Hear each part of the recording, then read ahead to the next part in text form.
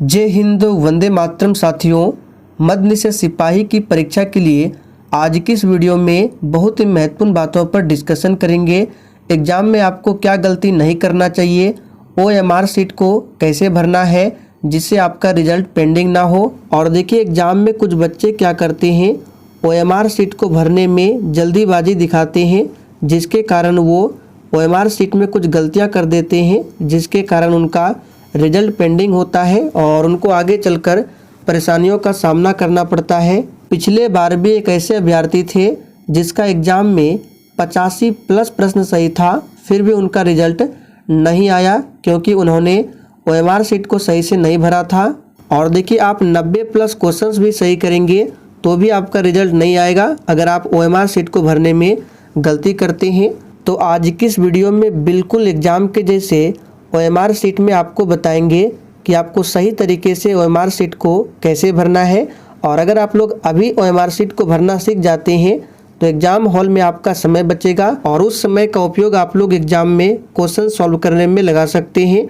और साथ में आज के इस वीडियो में ये भी बताएंगे कि आपको एग्जाम हॉल में साथ में क्या ले जाना है। तो आज का ये वीडियो आप लोगों के लिए बहुत ही ज़्यादा महत्वपूर्ण होने वाला है, तो आप सभी दिल से एक बार सेशन को लाइक कर देंगे।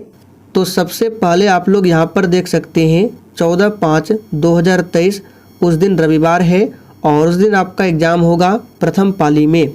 और परीक्षा अवधि यानी आपको एग्ज़ाम में जो समय मिलेगा मात्र 2 घंटे का समय मिलेगा। सुबह 10 बजे से एग्ज़ाम स्टार्ट होगा और 12 बजे तक चलेगा। लेकिन देखिए आपको एग्ज़ाम सेंटर में कब पहुंचना है यानी किस समय तक पहुंचना है, तो सुबह 8 बजे तक आपको पहुंच जाना है। अभ्यर्थियों का रिपोर्टिंग टाइम है सुबह 8 बजे से 9 बजे तक, यानी कि आपको 8 बजे से लेकर 9 बजे तक परीक्षा केंद्र में प्रवेश मिलेगा। उसके बाद फिर अंदर आपको जाने नहीं दिया जाएगा। तो ये ज़रूर ध्यान रखना है, आपको 8 बजे तक में आपको एग्ज़ाम सेंटर पहुंच जाना है।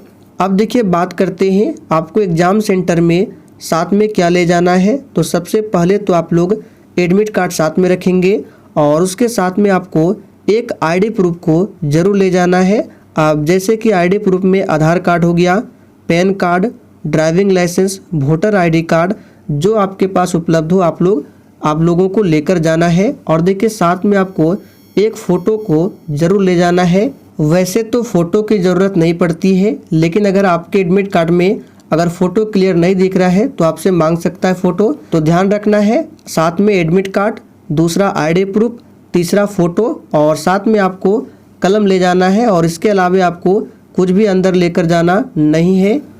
तो देखिए जब आप लोग एग्ज़ाम हॉल में प्रवेश करेंगे तो थोड़ी देर के बाद आपको 2 चीज़ दिया जाएगा।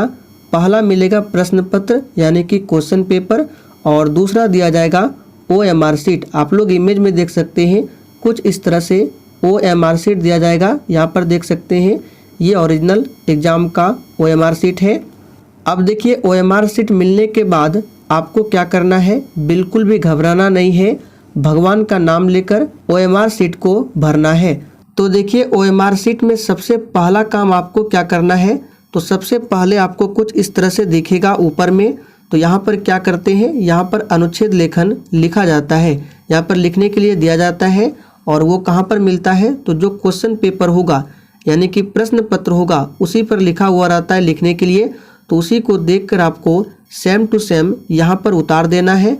और देखिए लिखने के समय आपको इसमें ज़्यादा काटपीट नहीं करना है, इससे भी आपको प्रॉब्लम हो सकती है। अब देखिए कुछ बच्चे बोलेंगे हमको इंग्लिश में लिखना है या फिर हिंदी में, तो आपको जैसे सुविधा हो आप लोग लिख सकते हैं। अगर आपको हिंदी में लिखना अच्छा लगता है तो हिंदी में लिख सकते हैं, अगर आप लोग इंग्लिश में लिखना चाहते हैं तो इंग्लिश में लिख सकते हैं। प्रश्न पत्र में अनुच्छेद लेखन होगा, दोनों लैंग्वेज में रहेगा। आप लोग यहाँ पर देख सकते हैं, ये देखिए लिखा गया है, कैसे लिखा गया है, बिल्कुल इसी तरह से लिखना है। इसमें आपको ज़रा भी कटपीट नहीं करना है। यहाँ पे देखिए इंग्लिश में लिखा गया है, अगर आपको इंग्लिश में लिखना है तो इंग्लिश में लिखें और हिंदी में लिखना है तो हिंदी में लिख सकते हैं। अब देखिए दूसरा काम आपको क्या करना है, दूसरा काम आपको रोल नंबर फिल करना है। तो देखिए रोल नंबर कैसे भरा जाता है, तो एडमिट कार्ड में आपको रोल नंबर मिलेगा। तो सबसे पहले आपको रोल नंबर को यहाँ पर लिख देना है। मान लीजिए अगर रोल नंबर आपका इस तरह से कुछ है 56702, तो यहाँ पर आपको सबसे पहले लिख देना है। अब देखिए जैसे कि हमने यहाँ पर 5 लिखा, ठीक है, जैसे कि हमने यहाँ पर 5 लिखा तो देखिए यहाँ पे आपको नीचे बॉक्स में मिलेगा इस तरह से 1 2 3 4 5 ऐसे करके 9, फिर लास्ट में होता है 0। तो देखेंगे आप लोग कि 5 कहाँ पर है, तो यहाँ पर 5 है, तो इस गोला को आपको अच्छे तरीके से रंग देना है। दूसरा है 6, तो 6 कहाँ पर होगा, तो 5 के नीचे 6, तो इसको सही से अच्छे तरीके से भरना है। कुछ बच्चे क्या करते, इसको भरने में गलती कर देते हैं, इसलिए उसका रिजल्ट जो है पेंडिंग हो जाता है। तो आपको ध्यान से, और देखिए अगर आपने 0 लिखा है तो 0 कहाँ पर मिलेगा, तो सबसे लास्ट में 0 है, उसको फिर आपको रंग देना है। तो अच्छे तरीके से सबसे पहले आपको रोल नंबर को फिल करना है एडमिट कार्ड को देखकर, और रोल नंबर का जो अंक है जहाँ पर गोला दिया हुआ है उसको आपको अच्छे तरीके से रंग देना है। यहाँ पर देख सकते हैं रंगा हुआ है, देखिए यहाँ पे लिखा हुआ है 5 5 1 5, तो देखिए 5 यहाँ पर है तो रंग दिया गया है, फिर 5 है तो यहाँ पे रंगा हुआ है, 1 देखिए यहाँ पे रंगा हुआ है, फिर 5 यहाँ पे, फिर देखिए 0 है तो यहाँ पे सबसे नीचे 0 है। तो ये 2 काम हो गया। अब तीसरा काम आपको यहाँ पर देखिए यहाँ पे लिखा हुआ है, धुंधला दिखाई दे रहा होगा, यहाँ पर प्रश्न पत्र संख्या यानी कि जो क्वेश्चन पेपर आपको मिलेगा साइड में कॉर्नर में देखिएगा, वहाँ पर कुछ अंक लिखा होगा। तो आपको यहाँ पर जिस तरह से रोल नंबर आपने फिल किया उसी तरह से यहाँ पर भरना है और उसके नीचे आपको गोला को फिल करना है। और ध्यान रखिएगा एक क्वेश्चन कम बनाना है, लेकिन इसको भरने में कोई भी गलती नहीं करना है, नहीं तो आप लोग 90+ भी क्वेश्चन सही करेंगे फिर भी आपका रिजल्ट नहीं आएगा। इसलिए दिमाग को शांत करके सबसे पहले आपको OMR शीट को इस तरह से फिल करना है। उसके बाद देखिए आपको प्रश्न पत्र को उल्टाना है। देखिए कुछ इसी तरह से एग्जाम में आपको प्रश्न देखने को मिलेगा।